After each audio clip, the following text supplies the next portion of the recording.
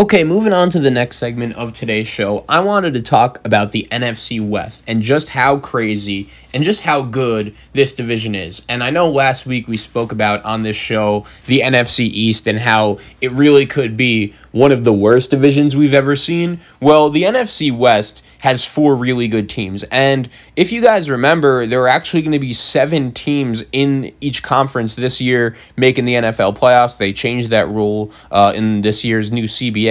So one extra playoff team this year. And I'm going to throw it out here now. After watching the Seattle-Arizona game, I actually think there's a realistic chance that all 4 teams in the NFC West could make the playoffs. Because we saw the way San Francisco played on Sunday against New England. They looked really good, and they're not even 100% healthy yet, you know? They're eventually going to get Richard Sherman, Raheem Mostert, and some other guys back. And with this kid, Brandon Ayuk, the way he's playing, Kittle, I know Deebo Samuel's banged up, and San Francisco just keeps getting hurt, and they keep finding a way to win, albeit over a pretty bad New England Patriot team. But I give a lot of credit to Kyle Shanahan and the way the San Francisco 49ers have been playing. And the Rams and their defense looked really impressive last night, albeit against the Chicago Bears. Aaron Donald, Jalen Ramsey each had really good games. But the main game from Sunday I wanted to talk about was the game on Sunday Night Football between the Arizona Cardinals and the Seattle Seahawks. And I think when you look at this game, going in, Seattle was the only team in the NFC that had 0 losses. Arizona was coming off a couple really nice wins, even though it was only against the Jets and Cowboys. So it was kind of like a test to see, all right, how good really is this Arizona Cardinal team? And they didn't lead until the game ended. It was 37-34 final. They beat the Seahawks in overtime. And I'll just say it right off the bat. DK Metcalf had one of the greatest plays you will ever see, chasing down what would have been a pick six, running faster than Usain Bolt. And Arizona, if you remember, ended up getting 0 points out of the possession. Cliff Kingsbury actually ended up going for it on 4th down. They didn't convert, and Seattle took over on downs. He also nearly had the touchdown to win the game, but a holding call negated that. Russell Wilson was picked off 3 times, 2 in overtime, and the Seattle Seahawks take their first loss of the season. And once again, as weird as this sounds, because Russell Wilson is the reason why Seattle is as good as they are, but he kind of cost them the game here. 3 picks, 2 in the red zone. Seattle's defense is not good, and they ultimately deserve the majority of the blame why they lost the game. But all 3 of Russell Wilson's interceptions here in this game were not great, including the last one, which led the Cardinals to the game-winning field goal. He's the MVP of the league right now, but I don't think you can make those mistakes. With that being said, it wouldn't have mattered because Seattle's D probably isn't winning the game for you anyways. And the Seattle Seahawks, here we are, take their first loss to the Arizona Cardinals. Maybe he did open up the MVP conversation tonight, by the way. There were some other guys, I think, very quietly playing their way into the hunt. But Arizona now, the Cardinals are 5-2, winning 2 primetime games in 6 days, and they are looking pretty good. They look like a playoff team to me. I predicted them to make the playoffs in the beginning of the season. I'm not going to, stick away from that. Cliff Kingsbury, I have some concerns about him. We're going to get into that a little later. But the only concern right now I have about the Arizona Cardinals is just how hard their division is, the NFC West. But a couple other observations from the game. A really nice play by Isaiah Simmons, who pretty early in his career, a lot of people have actually labeled him as a draft bust. And I get why that's unfair to the kid. He had some pretty unreasonably high expectations coming out of Clemson. He was a first-round pick that ultimately fell to the Arizona Cardinals early in the 11-12s of the first round. And he had the game-winning interception for the Arizona Cardinals that ultimately led them to kicking the field goal by Zane Gonzalez. So good job by Isaiah Simmons. Maybe that is the kind of play that turns him around. But there's a long way to go in the MVP race. To be honest, tough spot for Russell Wilson. He did everything. He had the yards and numbers, all those things. He went 33 of 50, 388 yards, 84 rushing yards, but 3 really costly picks. Him and Tyler Lockett were just absolutely incredible and so fun to watch. I'll say this. Kyler Murray also deserves a lot of credit. The way Arizona mixed it up was super impressive with their play calling. Kyler was able to hang in there, and I was really impressed with how creative Arizona's offense was. Cliff Kingsbury, I think, if you look at him, if you look at his performance in this game, he had a really good coaching game until overtime because it was just brutal clock management. It ends up not really mattering because the Arizona Cardinals ended up winning the game anyway, but they send out Zane Gonzalez in overtime, right, for a 41-yard field goal on second down. And the play before, they lost yards. Not only, when I say yards, 6 yards. Seattle cannot stop anyone.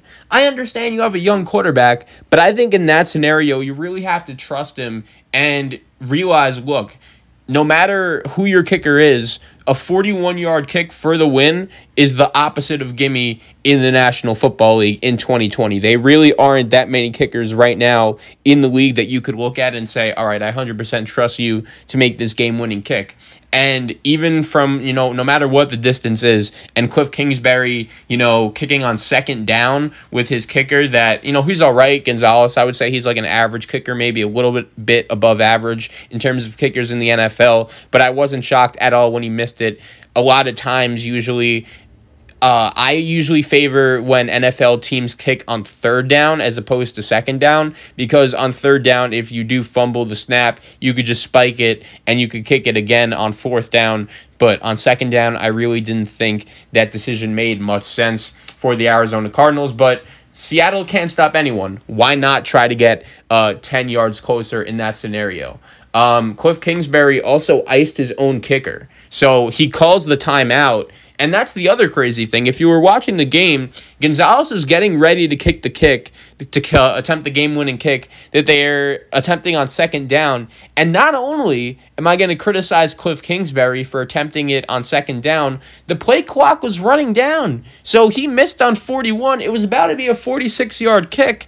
The Cardinals don't even get the snap off. He calls timeout, and Gonzalez puts it right through. Then a minute passes via the Arizona Cardinals timeout, and it turns out Cliff Kingsbury iced his own kicker. I really don't know what he was doing, and it was just a bizarre sequence in that Sunday Night Football game between the Arizona Cardinals and the Seattle Seahawks. But hey, they won. Zane Gonzalez redeemed himself. The Arizona Cardinals are 5-2, and they played Seattle. They played San Francisco. 2 division games in the NFC West. One of the, probably, I think we could all agree, is the toughest division in the NFL right now. And they are 2-0, and they play both again. They obviously still have to play the Rams twice as well, but they also have the NFC East incorporated into their schedule. They play Philly. They play the Giants. And also, if you are the Arizona Cardinals, you're 5-2. I think you have to be feeling pretty good right now.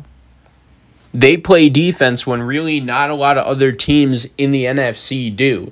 And Russell Wilson could still carry the Seattle Seahawks. Odds are, I don't think he's going to make those kind of throws again. I kind of spoke about that last week when I was talking about Aaron Rodgers and his performance in America's Game of the Week against the Tampa Bay Buccaneers last week.